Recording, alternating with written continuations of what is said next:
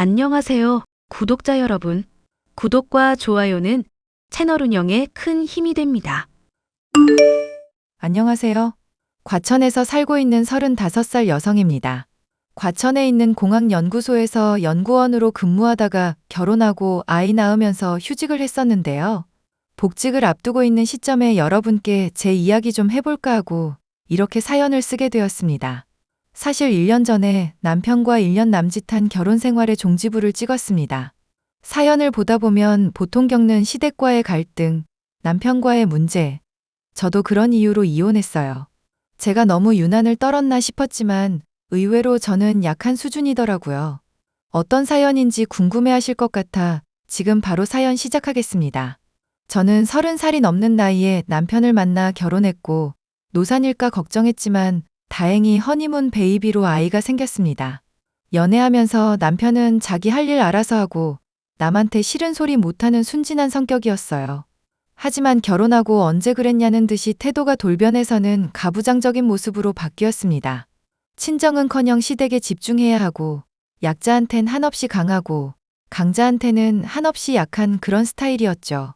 저도 연구소에서 일하면서 월급 600 정도 받았었는데 가끔 연구 성과 좋거나 이센티브를 받으면 월 1000 넘는 경우도 있었습니다.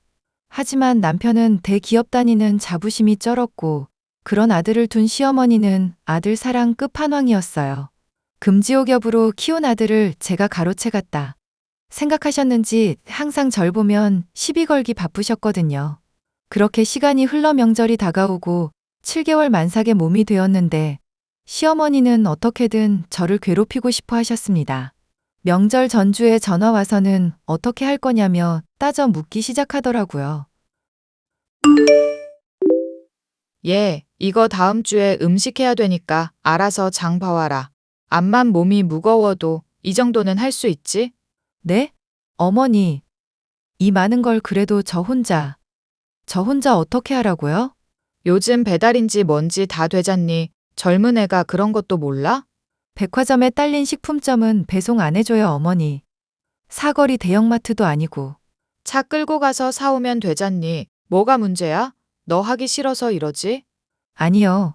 저 몸도 무겁고 조금 무리이지 싶은데요. 젊은 애가 핑계도 좋다. 배달되니까 그냥 보라는 대로 봐. 임산부인데 도와주는 사람 한 명이라도 있겠지. 아니, 어머니. 같이 보시면 좀 더 편하시잖아요. 제가 잘못 골라서 교환해야 하거나 그런 경우가 생기면 어떻게 해요? 뭐 네가 알아서 바꿔와야지. 다 늙은 내가 그런 것까지 신경 써줘야 하니? 휴. 일단 알겠습니다. 한숨 쉬지 마. 뭐 힘든 일이라고 그래? 나 때는 애 낳기 전날까지 밭일하고 그랬다. 어머니, 저 노산인데다가 컨디션 조절 잘해야 한다고 말씀드렸잖아요. 노산인 게 내 탓이야? 자랑이다. 그리고 비용은 네가 내는 거다. 명절에 용돈도 기대하마. 제가 말씀을 안 드려서 그렇지 어머님 되게 무개념 행동하시는 거예요. 누가 만삭 며느리한테 간단한 것도 아니고 이렇게나 많이 장을 보고 오라고 하세요? 너 지금 나한테 무개념이라고 했냐? 너야말로 집에서 아무것도 안 하고 시간이 남아도는데 이런 거 시키는 게 잘못이니? 친정에서 그렇게 가르치던? 저희 친정 들먹거리지 마시고요. 마트는 직접 못 가니까 그이 데리고 가던지 주문 배달하든지 할게요. 이런 싸가지 없는 것. 제가 이래봬도 할 말은 하고 사는 성격입니다. 남한테 지는 거 싫어해서 악발이라는 소리도 듣고 살거든요. 뭐 하나에 꽂히면 마음에 들 때까지 그것만 파고드는 부분도 있고요. 공부해서 박사학위까지 딴 거 보면 대충 가늠하시겠죠? 저는 남편 보고 퇴근하는 길에 시어머니가 보내준 장보기 목록대로 사오라고 시켰습니다. 당연히 바깥에서 힘들게 일하고 돌아온 남편한테 칠첩반상 차려줘도 모자란데 심부름이나 시킨다며 싫은 소리 하더군요. 제 말은 거들떠 듣지도 않고 멋대로 옷 벗어제 끼고는 드러누워 버렸습니다. 혹시나 싶어 시킨 건데 그 엄마의 그 아들이라고 그들의 행동을 이해할 수 없었어요. 빈정이 제대로 상한 저는 그동안 남편한테 쌓였던 감정을 모두 쏟아내고 그대로 짐을 싸 친정으로 와버렸습니다. 그렇게 며칠이 흘렀을까요? 제가 아무런 반응도 없자 남편이 먼저 연락을 해오더군요. 당신 언제까지 이럴 거야? 이제 그만 화 좀 풀어. 응? 내가 진짜 화가 난 게 뭔지 알아? 알지도 못하면서 왜 난리야. 아, 마트 같이 안 가서 그런 거잖아. 남자가 어떻게 모양 빠지게 마트 가서 장심부름을 하냐? 뭐? 어이가 없네. 내가 지금 고작 그 이유로 짐 싸들고 친정까지 왔다고 생각해? 아직 반성을 덜 했구먼. 아, 뭔데? 말을 해줘야 알지. 도대체 사람이 왜 그래? 왜 그러냐니? 만삭 임산부한테 혼자 장 봐오라고 시키는 게 정상이야?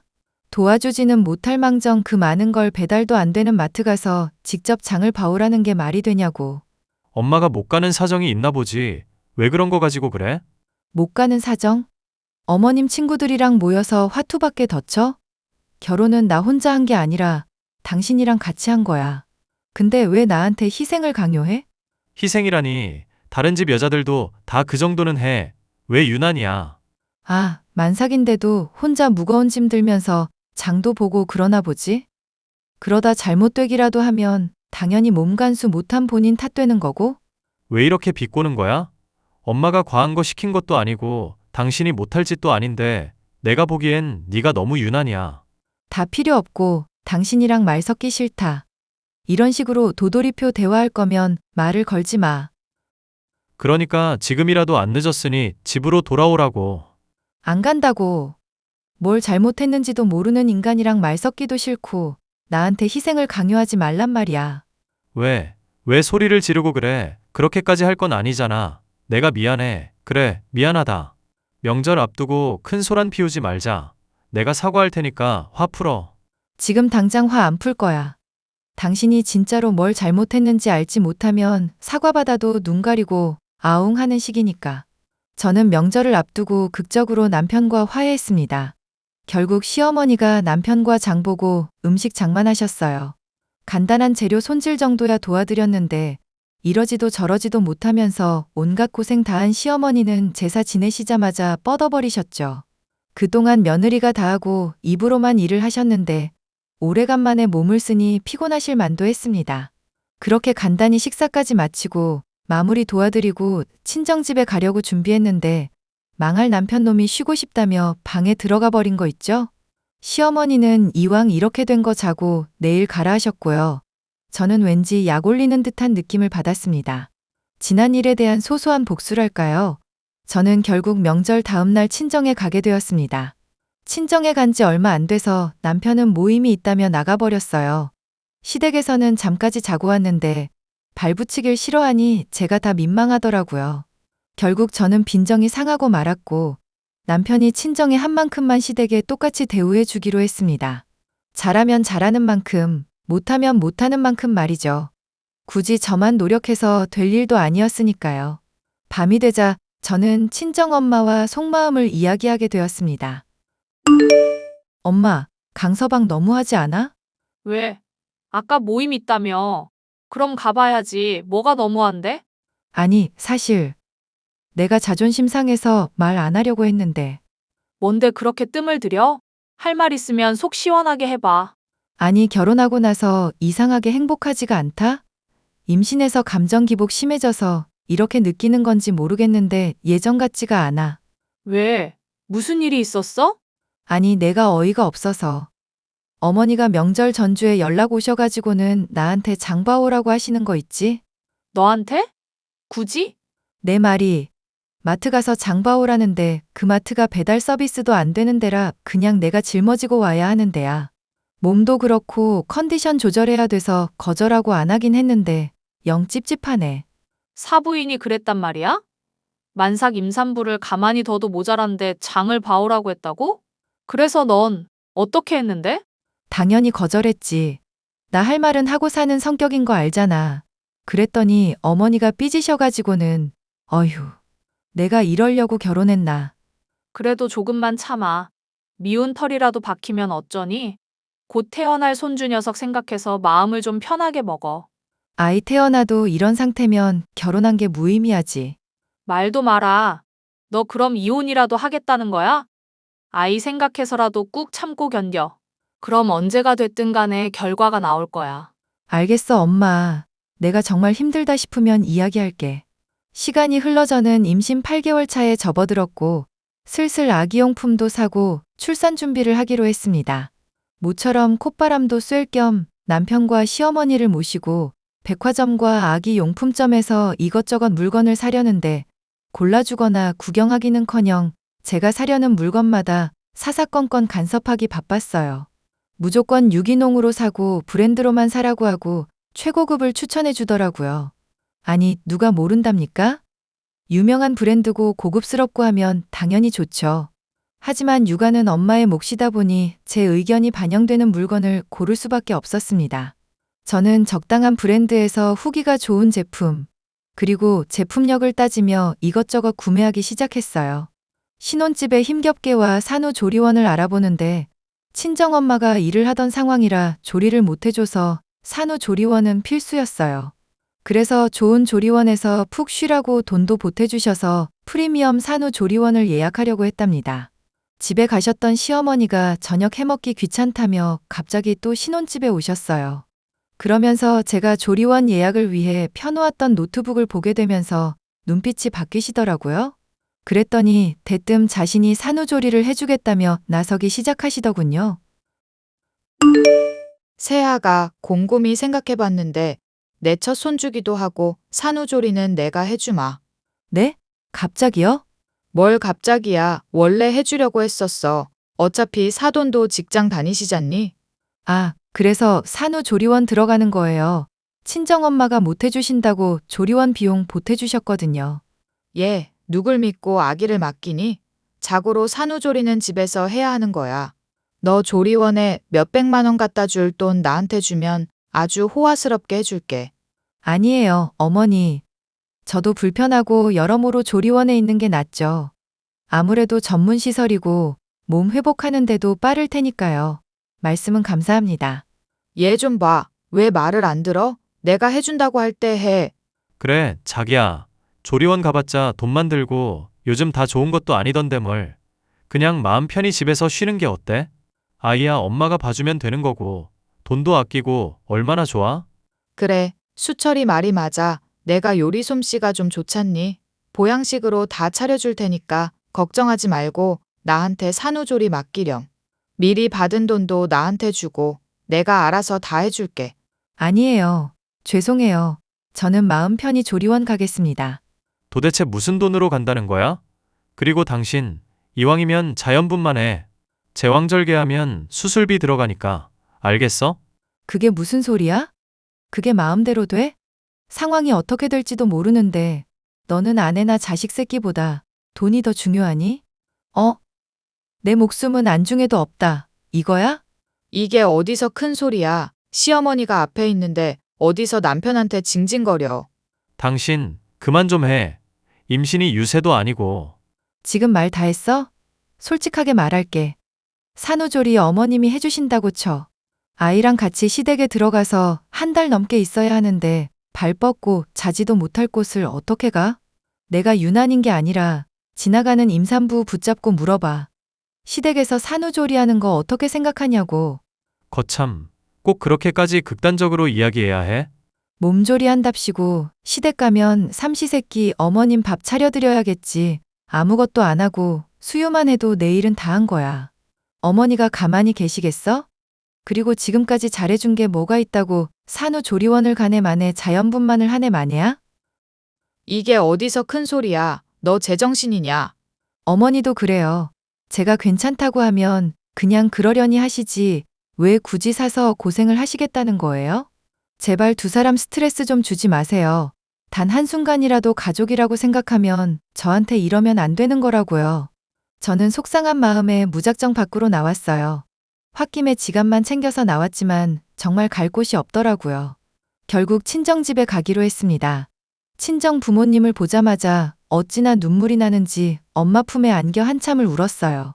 그렇게 남편과 제 사이에는 또다시 냉전 기류가 흘렀고 스트레스가 심했던 저는 컨디션이 급격하게 안 좋아지기 시작했어요. 하혈까지 하자 급하게 육아휴직 처리를 하고 병원에 입원도 하면서 몸조리를 하게 됐습니다. 그러다 병원에 입원해 컨디션 체크를 하는데 갑작스레 제왕절개로 출산을 하게 되었어요. 남편과 시어머니는 자연분만을 하지 못해서 아이가 지능이 낮으면 어떡하냐며 지쳐있는 제 옆에서 모진 소리를 내뱉었고요. 저는 힘들어서 죽을 것 같은 그 순간에 이혼에 대한 결심을 하게 되었습니다. 몸이 너무 아파 말할 기운이 없어서 퇴원하면 이혼 통보를 하기로 결심하고 병원에서는 남편 대신 친정엄마가 있어주셨어요. 남편은 회사 일이 바쁘다는 이유로 수술 당일에만 있다가 회사에 가봐야 한다며 나 몰라라 하더니 친정엄마에게 절 떠넘기듯이 맡기고는 회사로 가버렸습니다. 일주일을 꼬박 눕고 수유하면서 지내다가 조리원에서 3주 몸조리했어요. 퇴소하는 날에는 시댁도 아닌 친정으로 가버렸습니다. 더 웃긴 건 뭔지 아세요? 바쁘다는 이유로 조리원 퇴소하는 날에도 남편과 시어머니는 오지도 않았다는 거예요. 당연히 전화 한 통, 문자 한 통 없었고요. 결국 친정엄마와 함께 아이를 데리고 친정집에 갔답니다. 그러더니 한 3일쯤 있다가 남편한테 연락이 왔습니다. 이봐, 당신 제정신이야? 조리원 퇴소했으면 집으로 와야지. 왜 친정을 가? 애 낳고 요양한다고 친정을 가냐고. 내가 말했지? 가기 싫다고. 아니, 그렇다고 첫 손주인데 얼굴도 안 보여줘?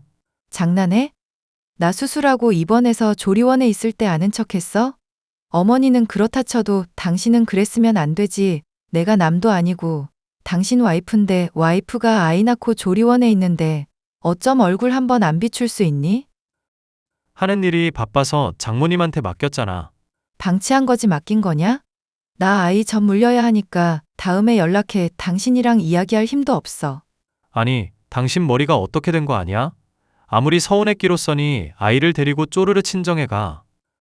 바쁘니까 나중에 이야기해. 짜증나게 하지 말고. 출산한 지 3일 만에 이혼당해볼래? 이혼? 당신 그 말 진심이야? 그래, 이왕 말한 김에 끝판을 보자. 당신이랑 나 이혼하자. 당신도 내 남편 구실 못 해주고 나도 더 이상 당신 비위 맞춰주면서 평생 살 자신 없거든? 말 한번 잘했네. 이혼하던가 미친놈아. 뭐가 이렇게 당당해? 당신 말 다 했어? 그래 다 했다. 이런 집구석에서 내 아이 키우면서 당신 닮게 하고 싶지 않아. 아쉬울 것 없으니 이혼해. 저는 그 길로 친정엄마에게 아이를 맡기고 변호사 사무실에 들러 이혼소송 상담을 받고 왔습니다. 유책 사유에 대한 증거가 있으면 이혼소송에서 유리하다길래 잠시 고민에 빠졌어요. 당연히 지금까지 남편의 행동이라면 충분한 이혼 사유지만 명백한 증거가 없었기 때문입니다. 이런저런 생각을 하며 잠시 커피 한 잔을 하는데 연구소 선배한테 연락 와서는 기니 할 말이 있다며 만나자고 하더라고요. 연락을 받고 근처 카페에서 만났더니 사진 몇 개를 보여주는데 기겁하고 말았습니다. 하늘이 절 도운 것일까요? 선배가 보여준 사진에는 정말 충격적인 장면이 담겨 있었습니다. 남편이 연구소 타부서에서 근무하는 여직원이랑 바람을 피우고 있었고 제가 아이 낳고 병원에 있을 시기에도 둘이 여행을 가기도 했더라고요. 사진은 그 상간녀가 비밀 계정으로 만들어 놓은 SNS에 게시해 놓은 것들이었고요. 저는 선배로부터 모든 증거를 넘겨받고 남편을 만나러 가서 마지막으로 되물었습니다. 당신이 웬일로 먼저 만나자고 해? 아, 미안해서 그래? 그럼 지금 당장 엄마한테 가서 무릎 꿇고 사과드려. 아니, 내가 왜?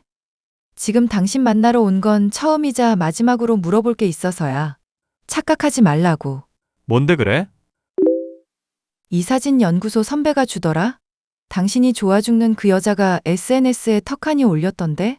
생각보다 쉽게 증거 만들어줘서 나는 아주 고마울 따름이야. 증거? 증거라니. 너랑 나랑 이혼하려면 명백한 증거가 있어야 한다길래 어떻게 해야 하나 고민 중이었거든. 근데 어떤 사람이 이 사진을 나한테 보내주더라고. 이거, 너 내 뒷조사한 거야? 뒷조사는 가만히 있는데 사람들이 찾아준 거라니까? 오죽 행동을 거지같이 했으면 사람들이 날 찾아와서 너 바람 피웠다고 꼰질러 주냐? 그래서 지금 이혼이라도 하겠다는 거야? 너 지금까지 내 말 뭐 들었어? 난 이미 너랑 이혼하기로 결심했고 증거도 받았겠다. 망설일 이유 없지? 내가 뭘 그렇게 잘못했는데 넌 얼마나 잘났길래. 나? 잘났지. 너는 아빠 자격도 없는 사람이야. 더러운 사람 밑에서 아이 못 키우니까 깔끔하게 갈라서자. 아이는 내가 키울 거야. 그게 네 마음대로 되니? 세상이 그렇게 호락호락하냐고. 쉽지 않은 일이 어딨어. 내가 그럴 줄 알고 산부인과랑 산후조리원에 CCTV 자료 다 요청해놨거든. 뭐, 까짓것 해. 그리고 이왕 이렇게 된 거 네가 낳은 아이 내 아이는 맞는 거야? 어떻게 이렇게 단번에 이혼을 결심해? 내 아이 아니라서 그런 거지? 네가 양심 찔려서 그런 거지? 미친 새끼.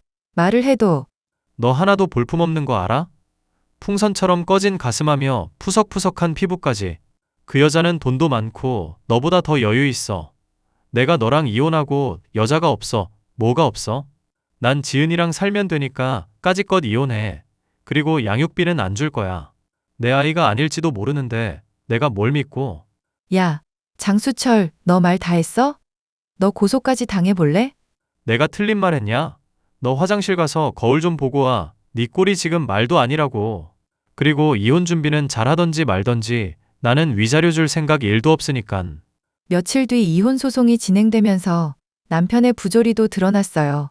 다니고 있던 회사에서 격리부 동료와 짜고 회사 돈을 횡령하려고 했던 혐의가 런한 겁니다. 상간녀와 놀아나면서 저와 이혼 후 집을 마련해서 같이 살 생각에 대출까지 풀로 받아 놓은 상태고 돈도 넘겼더라고요. 상간녀는 잘못한 거 없다면서 당당하게 행동하라고 남편에게 소리까지 쳤습니다. 멍청한 남편은 상간녀의 말을 믿고 저한테 끝까지 막말을 해댔고요. 저는 이혼 소송에서 승소하고 위자료 5천만 원 받았습니다. 그리고 매달 양육비 90만 원 받기로 했어요. 상간녀 소송에서도 승소해서 2천만 원 받아냈습니다. 이혼 소송을 진행하는 과정에서 남편은 회사에서 안 좋은 이미지로 전락해버리고 말았고 결국 권고사직을 당했어요. 마찬가지로 상간녀도 연구소에서 징계받고 권고사직 당했습니다. 근데 쥐도 새도 모르게 남편 돈 들고 튀었더라고요. 시댁까지 담보 잡혀있는 상황이라 제때제때 이자 내지 못하면 집이 경매에 넘어가 길거리에 나앉아야 하는 상황이 돼버리고 말았습니다. 저는 신혼집에 가서 제 짐과 아기용품을 챙겨 친정집으로 돌아왔어요. 그러고는 남편의 짐을 모두 챙겨 시댁으로 보내버린 뒤 부동산에 신혼집을 내놓았습니다. 한동안 잠잠하나 싶더니 조용하던 친정집이 시끄러워지기 시작했어요.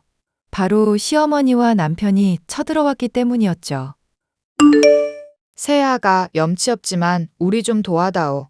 너 아니면 도움받을 사람도 없어. 이미 끝난 사이인데 뭐가 더 필요해요? 당장 나가주세요. 사실 우리도 당한 거였어. 그년이 우리 돈 들고 도망갔다고. 그게 저랑 무슨 상관인데요? 이미 이혼했는데 왜 이제 와서 이러시냐고요. 경찰 부르기 전에 당장 나가세요. 그래서 말인데 우리 한 번만 도와주라. 1억이면 대강 빚 갚고 원룸은 살 수 있겠더라고. 그러니까 여보, 제발 한 번만. 됐거든요. 어려울 때 사람 버리는 거 아니라는데 당신들은 이미 기회를 저버린 사람들이야. 난 당신들 도와줄 생각 없어. 10원짜리 하나라도 말이지. 그럼 어떡한다니. 당장 길거리에 나 앉게 생겼는데. 그래도 여보, 내가 당신 남편이었고 미우나 고우나 아이 아빠인데 적어도 기본적인 도리는 해야 하지 않아? 그러니까 제발 나 좀 도와줘.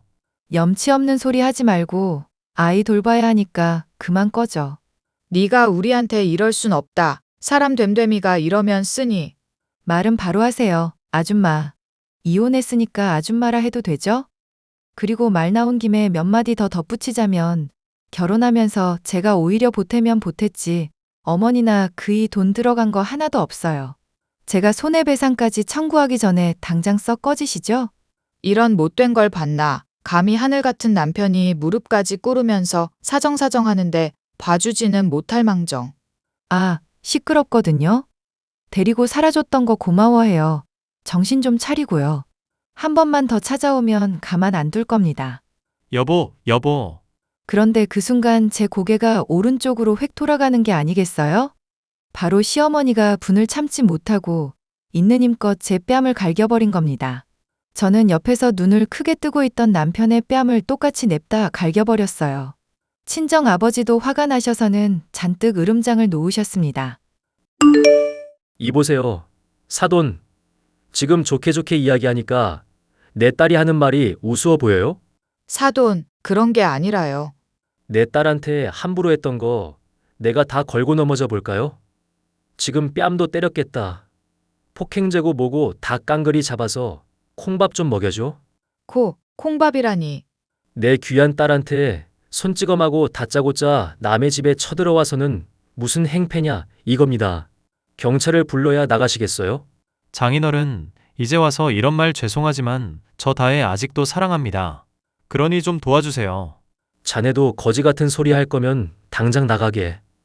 난 우리 귀한 딸 차라리 이혼시키고 말지. 자네같이 못 배워먹은 사람이랑은 한 지붕 아래 둘 수 없네. 한 번만 더 찾아오면 가만두지 않을 거야. 장인어른, 장인어른. 그만 찌질하게 굴고 꺼져 이 새끼야. 네 자식 보기에도 부끄러운 줄 알아야지. 앞으로 살면서 보는 일 없었으면 좋겠다. 여보, 내가 정말 미안해. 내가 죽을 죄를 지었어. 그러니까 제발 나 좀 봐주면 안 돼? 내가 이렇게 무릎 꿇고 빌게. 싫다고 했지? 아버지, 경찰에 전화 좀 해줘요. 이 사람들 그냥은 안 갈 것 같아. 남편과 시어머니는 경찰이 오고 강제 연행되고 나서야 잠잠해졌습니다. 그들이 떠나고 나서 다음날 날이 밝자마자 접근 금지, 통신 제한을 걸어버렸습니다. 그 뒤로 저는 육아에 힘쓰며 시간 가는 줄도 모르고 지내게 되었죠. 우연히 친정 아빠를 통해서 들은 이야기인데요. 남편은 현재 일용직, 아르바이트를 전전하고 있다고 해요. 시어머니는 식당에서 설거지 일을 시작하셨고 둘이 버는 돈으로 생활비를 부담하고 있다고 합니다. 매달 저에게 양육비를 줘야 하기에 한 달에 한 번 정도는 통화하지만 시간이 지날수록 목소리에도 힘이 없어지더군요. 뭐 제 알 바 아니니까 저는 아이와 함께 행복하게 살기만 하면 될 것 같습니다. 지금까지 저는 아이 자라는 모습을 보면서 지내고 있고 곧 돌 지나면 어린이집 보내고 복직할 예정이에요.